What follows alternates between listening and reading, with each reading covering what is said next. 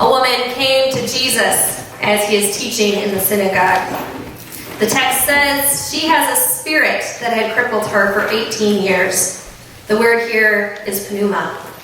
And certainly the Greek word pneuma means spirit, but it also always means breath.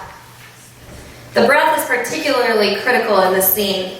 The woman is bent together, bent double, perhaps when she enters the synagogue and the scene. The storyteller informs us that she has been this way for 18 years. Before we go interpreting the scene, we must figure out what bent together meant for her. I won't actually make you do it here, but imagine what it would be like if you were to stand up and bend double.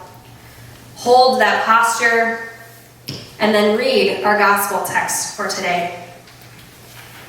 Think about what would happen to your voice if you were bent over while reading. This was the voice that the woman had. The only voice she had for almost the entire time anyone in the synagogue had known her. In your imagination, stay that way, bent over.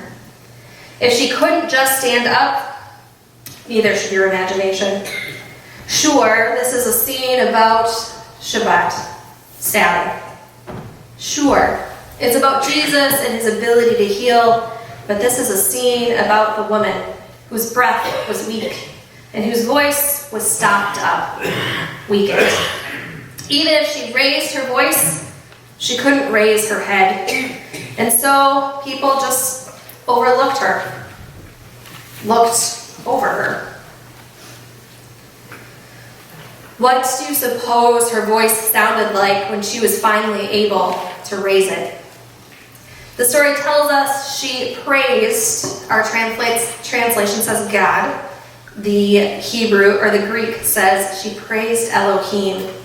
That is the name used for God, so say the rabbis, when God is acting to bring about justice. So this is a scene about justice. If so, the embedded statement in this statement is that no one should be weak in breath. No one should have her voice stopped up. No one should be bent together so that she could be overlooked. Maybe this little scene gives us a hint. In our worlds, ancient or not, there are people who, being bent double, are weak in breath. And those of us who think all it takes to be successful is to stand up on your own 2 feet, stand up straight, stand on your own. In this scene, a woman regains her voice. I wonder what it sounded like. I wonder if even she was surprised after all those years. In this scene, a woman regains her voice. No wonder she praises Elohim. Whatever else is going on here, this is indeed a scene about justice. So who else is bent double? Who else has a voice that has been stopped up? Who else is overlooked? Are there people in our world whose voices are being stifled? People right here in our community that we overlook and look past, whose voices are straining to be heard. Now, while you're still bent double, look around. Who else do you see who is waiting, maybe for longer than 18 years, to be able to stand up straight? Sure, you should stand up for them. Sure. But it's not justice until they are able to stand up for themselves as well. Amen.